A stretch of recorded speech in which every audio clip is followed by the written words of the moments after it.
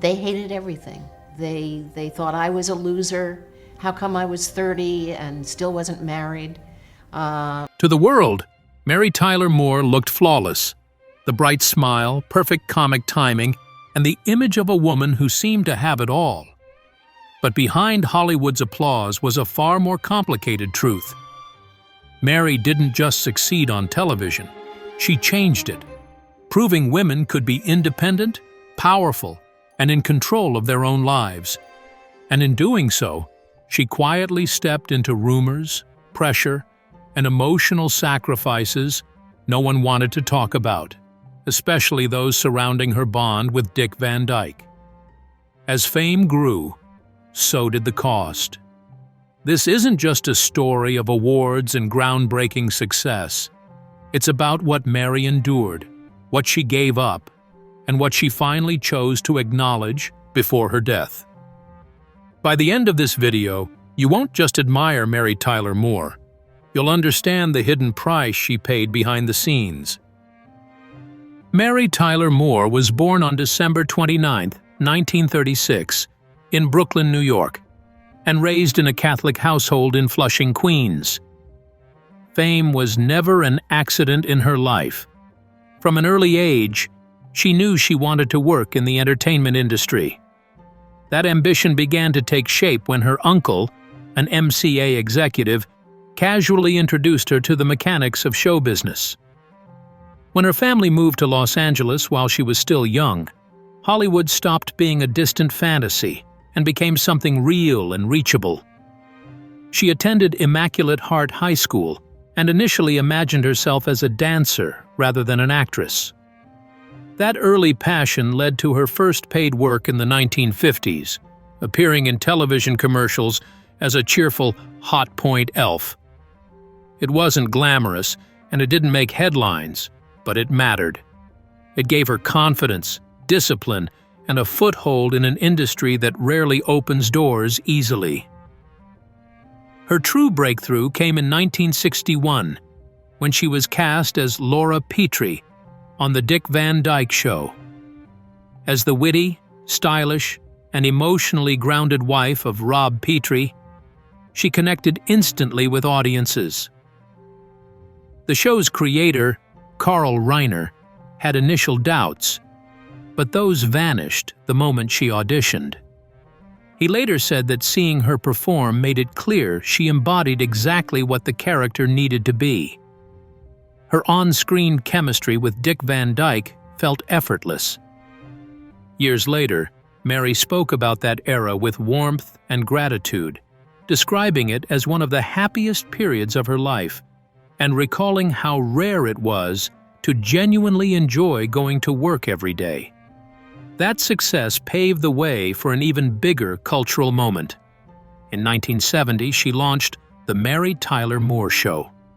Playing a single, career-focused woman, she helped redefine female representation on television and secured her place as a lasting icon. She also proved her range extended far beyond sitcoms. With films like Thoroughly Modern Millie and Ordinary People, she demonstrated real dramatic depth. Her performance in Ordinary People earned her an Academy Award nomination and permanently ended any doubt that she was more than a television star. Behind the public success, Mary Tyler Moore lived a personal life shaped by early commitment, deep love, and lasting loss. She married her first husband, Richard Carlton Meeker, in 1955 when she was only 18. The marriage was brief but meaningful because it gave her her only child, her son, Richard Jr., lovingly called Richie.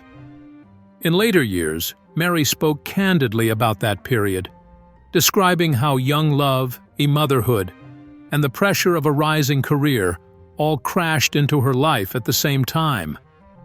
She admitted she married for love, and that those early choices left a permanent imprint on who she became. In 1980, her life changed forever. Richie died in a tragic accidental shooting. The loss shattered her in a way fame could never soften. Friends and colleagues noted that although she continued working, the grief never truly left her. It became a quiet ache she carried for the rest of her life. Mary found both love and partnership again in 1962, when she married television executive Grant Tinker. Together, they built MTM Enterprises, the production company that reshaped television and produced The Mary Tyler Moore Show, along with several other groundbreaking series. Tinker later reflected that they challenged and strengthened each other, but over time, the weight of ambition, work pressure, and personal struggles pulled them apart. Their marriage ended in 1981. Peace finally came with her third marriage. In 1983, Mary married Robert Levin, a cardiologist she met while visiting her mother in the hospital. Though he was 15 years younger, he became a steady and grounding presence in her life. Mary often described him as her protector and partner, crediting him with helping her rediscover joy, balance, and health. After her passing, Levine shared that away from the spotlight, Mary was quietly reserved, happiest when reading, learning, and spending time alone, curious about the world rather than performing for it. This chapter of her life reveals a woman far more complex than the image audiences adored. One who loved deeply, lost painfully, and ultimately found calm far from the noise that once defined her. Mary Tyler Moore and Dick Van Dyke shared a kind of connection that television almost never creates, and even more rarely keeps alive. When they were cast as husband and wife on The Dick Van Dyke Show, their chemistry felt natural from the very first episode. Nothing about it seemed forced or overly romantic. Instead, it came from perfect timing, comfort with each other, and a shared sense of humor. Their conversations felt real, like two people who truly understood one another. Viewers could feel that authenticity, which is why their on-screen marriage became one of the most beloved in television history. What many people didn't realize was that this convincing relationship was built on something very simple behind the scenes. There was no dramatic love story or secret passion. It was based on trust, respect, and professionalism. They admired each other's talent and felt safe working together, and that ease translated beautifully on camera. As the show became a massive success, public curiosity grew. Fans began to wonder if the closeness they saw every week might be real in a romantic sense. Rumors started to circulate, but both Mary and Dick addressed them clearly and honestly over the years. They always said the same thing: there was never an affair, and never a hidden relationship. Dick later admitted that early on, he had a mild, harmless crush on Mary, something he felt was only natural given how talented and charming she was. But he was very clear that it never went beyond that. It was never acted on. For Mary, the relationship was always platonic, built on affection, loyalty, and deep respect, not attraction. What truly made their bond special wasn't the absence of romance, but the fact that it lasted. Long after the show ended, they stayed in touch as life moved forward. Their careers changed, their families grew, and decades passed, yet the warmth between them never disappeared. When they reunited for interviews, specials, or tributes, there was no awkwardness and no need to pretend. The connection was still there, honest and unchanged. One of the most touching moments came in 2012, when they appeared together on The Oprah Winfrey Show to celebrate the 50th anniversary of their groundbreaking sitcom.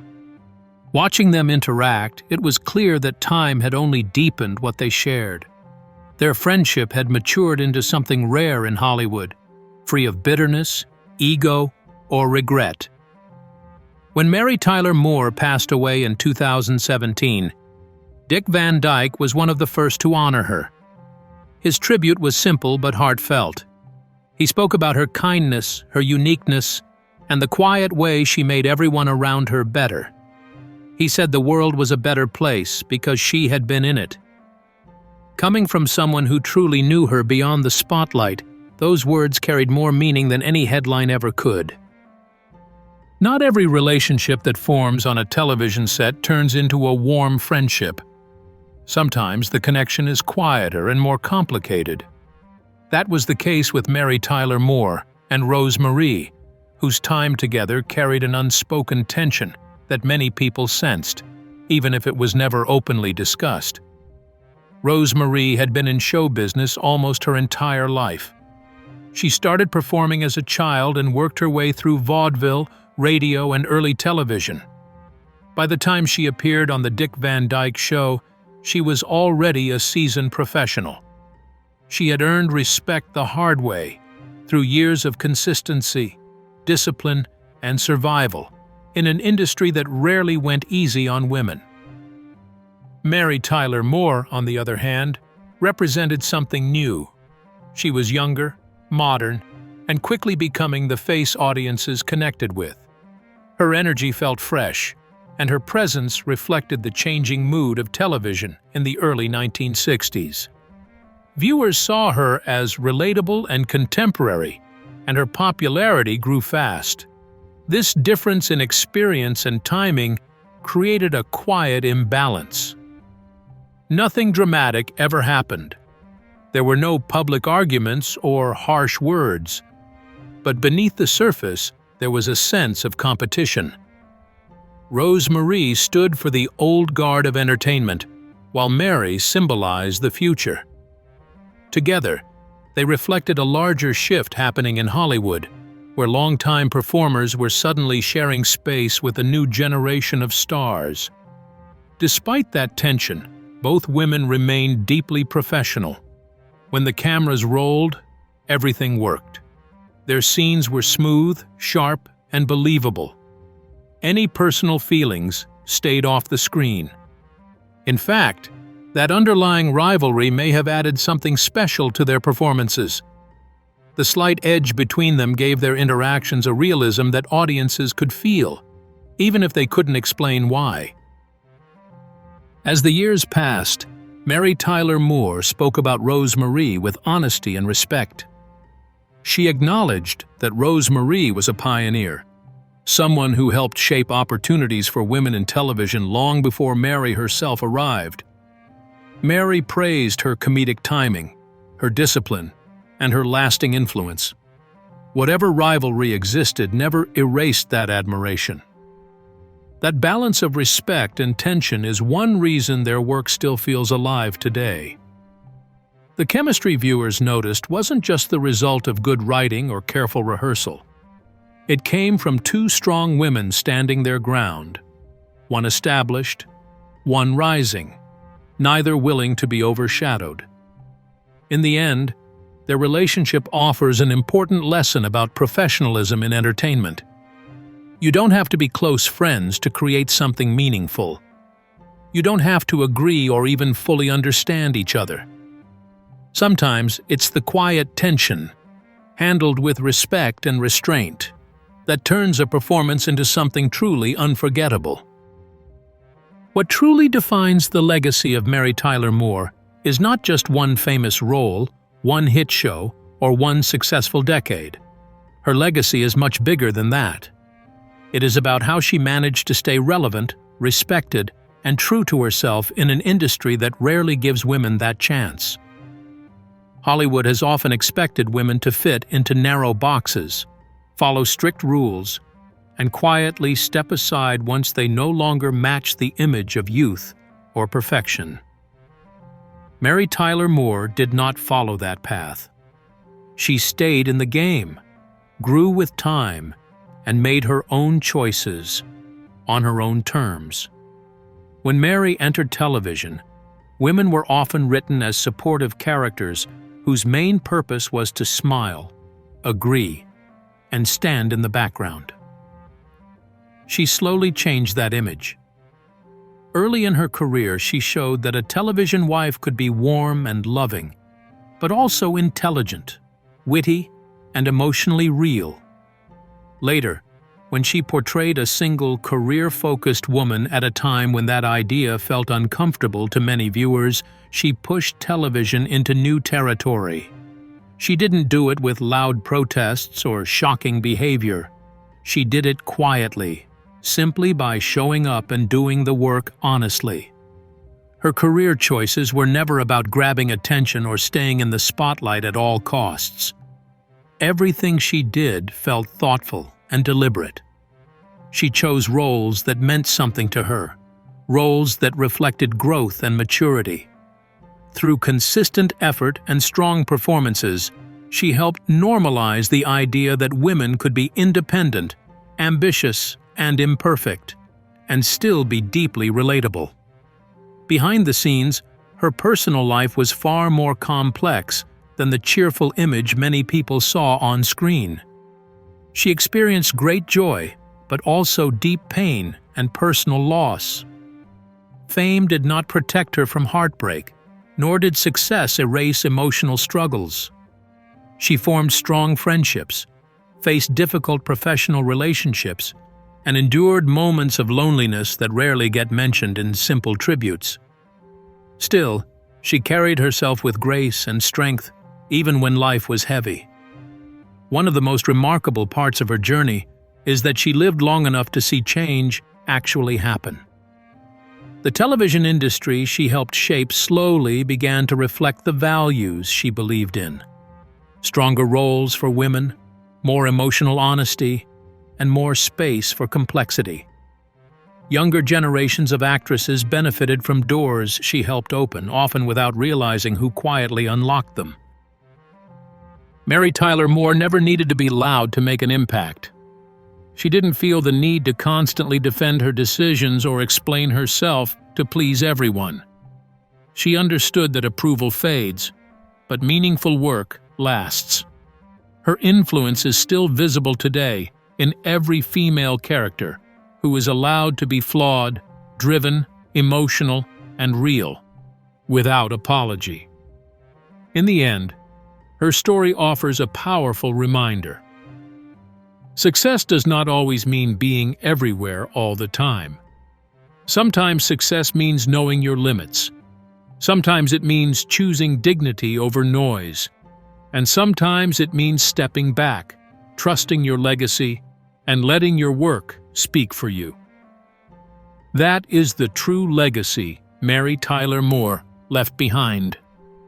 Not just America's sweetheart, but a quiet force of change whose impact continues long after the spotlight dimmed.